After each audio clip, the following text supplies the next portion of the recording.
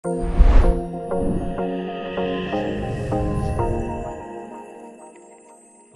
tagad mēs esam nonākuši līdz, manuprāt, šīs nedēļas vienam no neērtākajiem uzdevumiem. Tas būtu pareizais veids, kā to aprakstīt.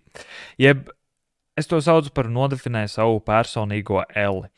Un tātad, kā jau šīs nodarbības nosaukums norāda, tas, ko mēs šobrīd šeit darīsim, mēs nodefinēsim savu personīgo elli. Tagad, kad ir iezīmēts tāds skaidrs sākuma punkts, ir laiks iepazīties ar to ideju, kur tu nonāktu, ja tu ļautu brīvu vaļu visiem saviem iekšējiem demoniem. Tīpaši tiem, kas ar uzturu ir saistīti, un tīpaši tiem, kas tev saka, ka nav tik traki, vēl jau nevajag neko domāt, ko tu te uztraucies, un nav jau ko tu domāt. Kā visiem saviem slinkuma demoniem un visiem šitiem, kas tev saka, ka neko jau nevajag darīt. Un tā problēma, kāpēc mēs to darām, tas jau būtu pats svarīgākais. Kāpēc domāt par negatīvo? Tāpēc, ka manā skatījumā pozitīva motivācija ir, domājot tikai par pozitīvām lietām, ir ļoti viegli kaut ko nedarīt. Tāpēc, ka tu tur uzbūvē, un mēs tam tūlīt pieķersimies, nākamais video ir par personīgo ideālu veidošanu, bet tā negatīvā motivācija ir tā, kas vairāk tevi motivē. Tā padomā loģiski. Kad tu justos motivētāk, ja tev būtu jāmaksā par dzīvokļa īri, bet tev bankas kontā būtu 10 eiro, vai arī tad, ja tev būtu sapnis nopelnīt, 10 000 eiro, nav svarīgi. Kurā brīdī tu justos darbīgāks, kurā brīdī tu darbotos vairāk, kurā brīdī tev smadzenes vairāk grieztos un mēģināt izfunkcionēt, kā to dabūt gatavu.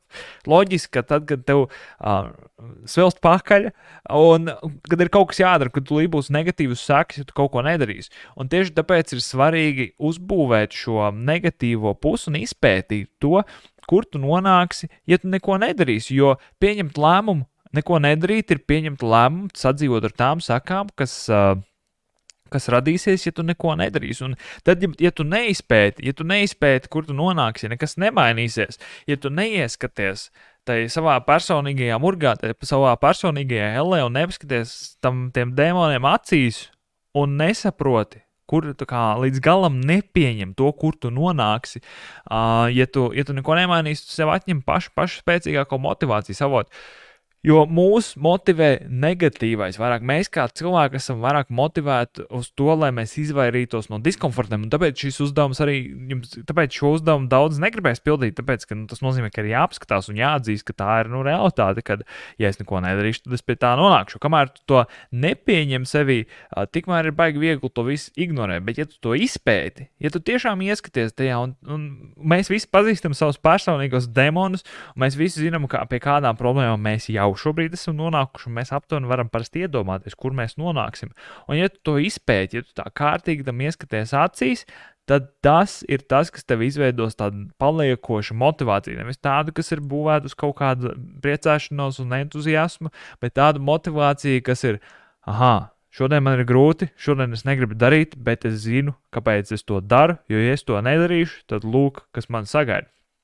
Un tātad tas, kā mēs to izdarām, tas, kā mēs definējam šo personīgo elli, mēs atbildam uz vairākiem jautājumiem. Un šis ir uzdevums arī, kas ir vairākiem vakariem. Tātad pirmajā dienā tu izveidosi tādu vienu aprakstu, tādu pirmo aprakstu, un pēc tam tu vari atnākt pāris reizes, un tas ir process, kas notika pat nedēļām ilgi. Tu vari ik pa laikam atnākt atpakaļ pie šī apraksta un apskatīties viņu. Tev būs kaut kādas jaunas idejas, kas tev ienāks galvā, un tu varēsi viņu papildināt un uztaisīt aizvien krāsaināku un aizvien realistiskāku.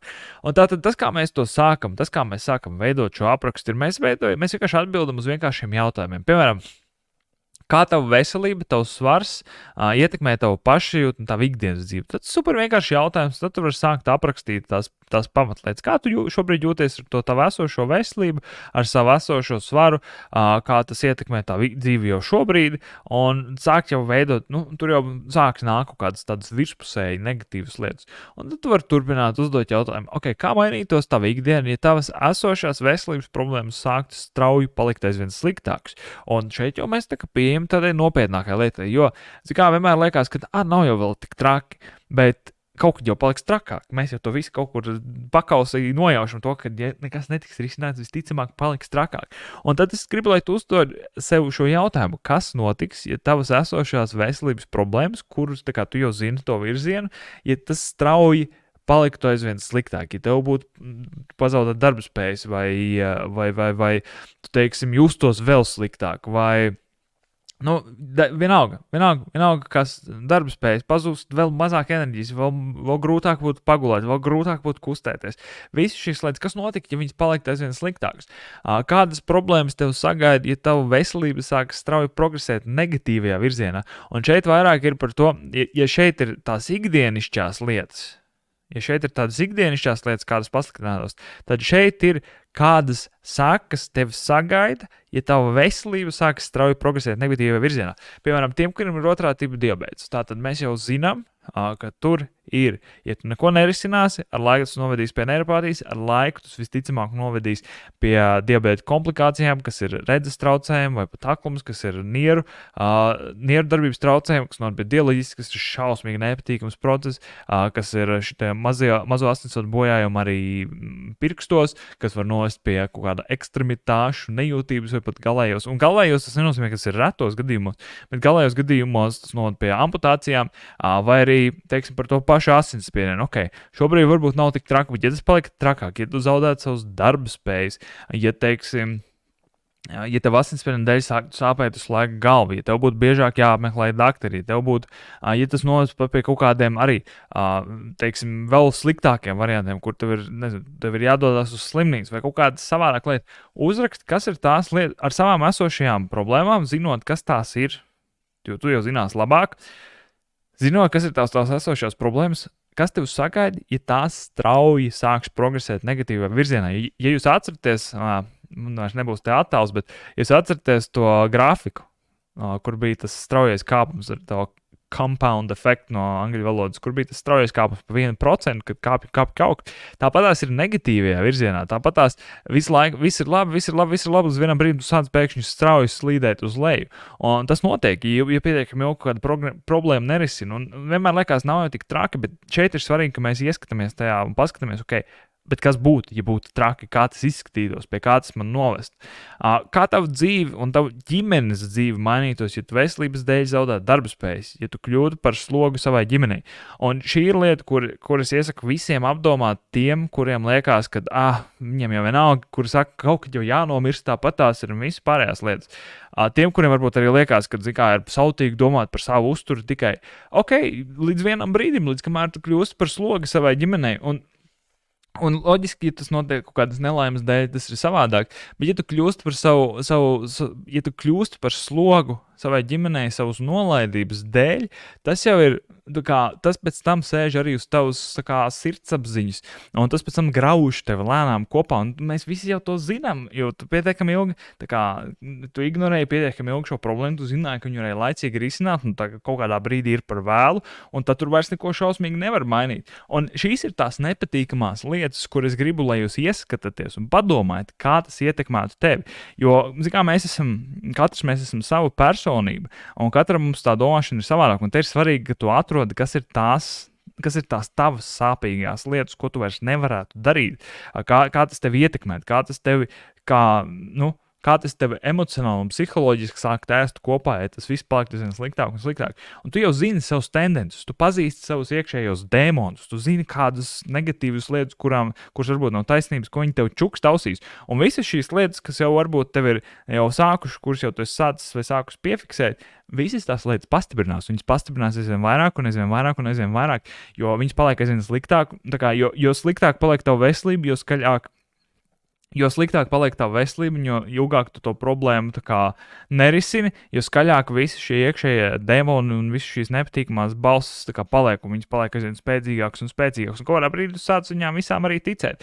Un tāpēc ir svarīgi tagad šī uzdevuma ietvaros sākt aprakstīt visus tos sliktākos scenārijus, redzēt to progresiju savā acu priekšā, kas notiks, ja tu neko nerisinās.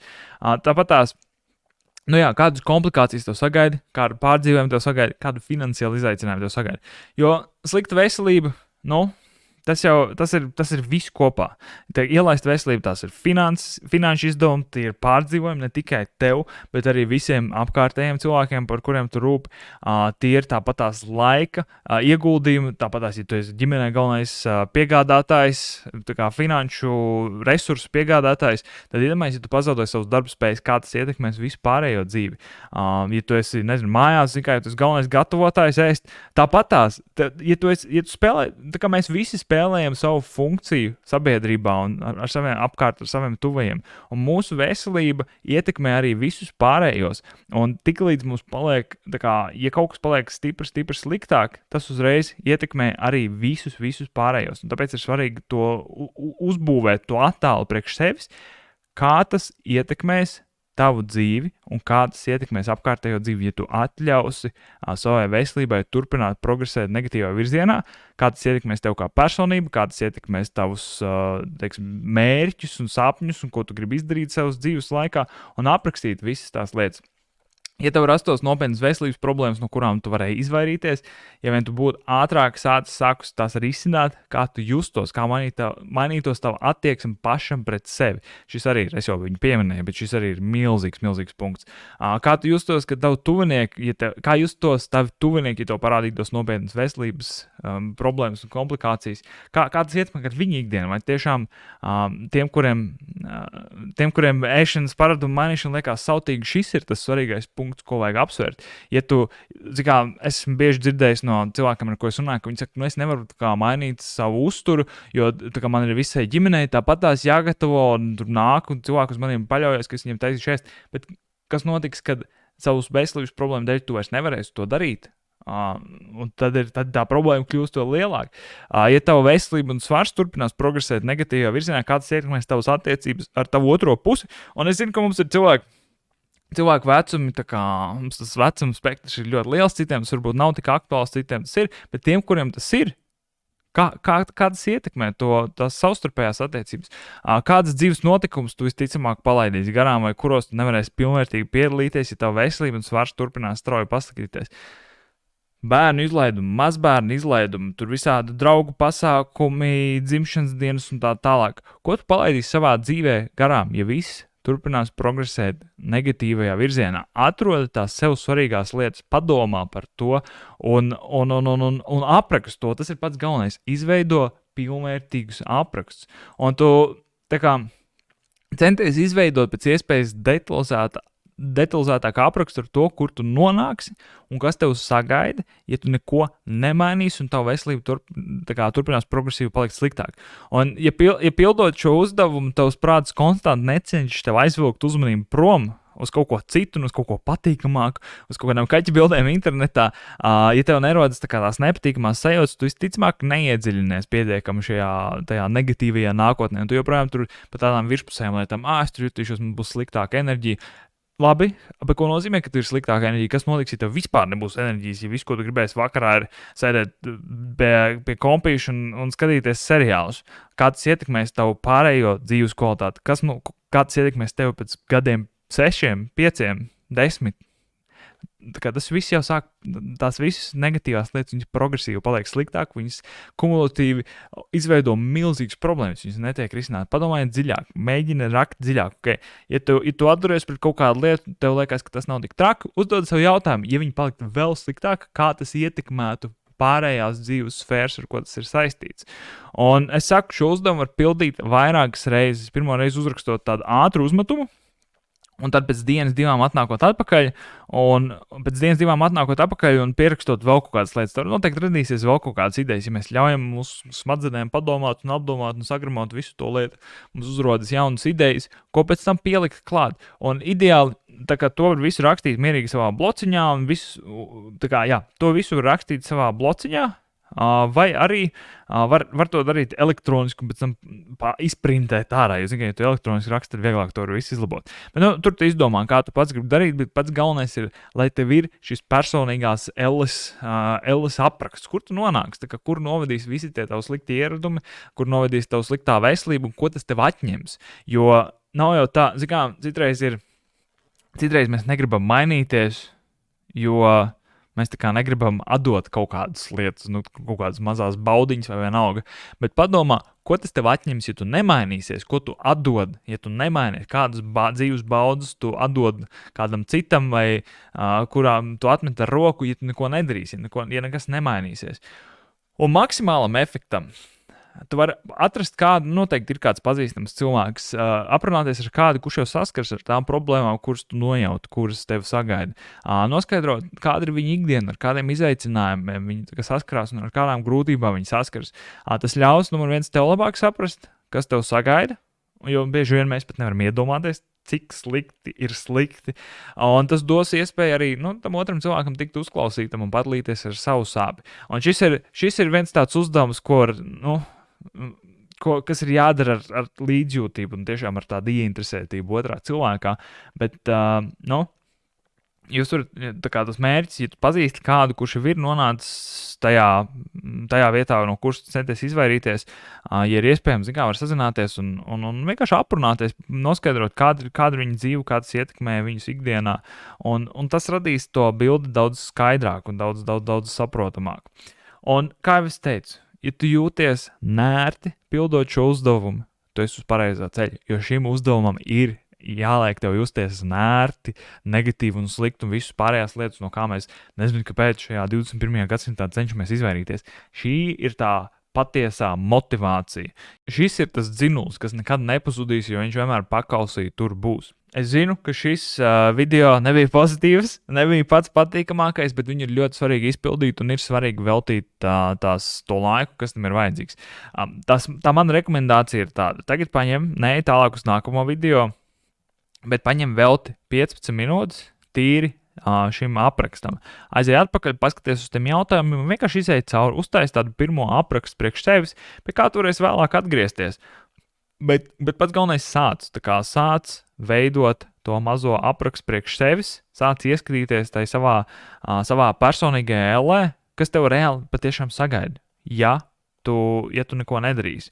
Un saproti, ko tu palaidi garām, ja tu neko nedarīsi, ko tu atdod kādam citam, ja tu neko nedarīsi, un kāds ietekmēs tieši tavu dzīves kvalitāti, kāds ietekmēs tās lietas, ko tu gribi darīt. Pat ja tev ir, pat ja tev vienīgais mērķis ir sēdēt vasarā, sēdēt sauļoties, tas ir pilnīgi tam nav nozīmes. Mēs šeit neesam, lai kādu morāli kādam teikt, vai viņa izvēles ir labas vai slikts, bet arī padomā, vai tu varēsi darīt tās lietas ar savu esošo veselību tādā pašā, vai tu tiešām varēsi to izbaudīt, ja tas viss paliks, ja tava veselība un svars, paliks daudz sliktāk.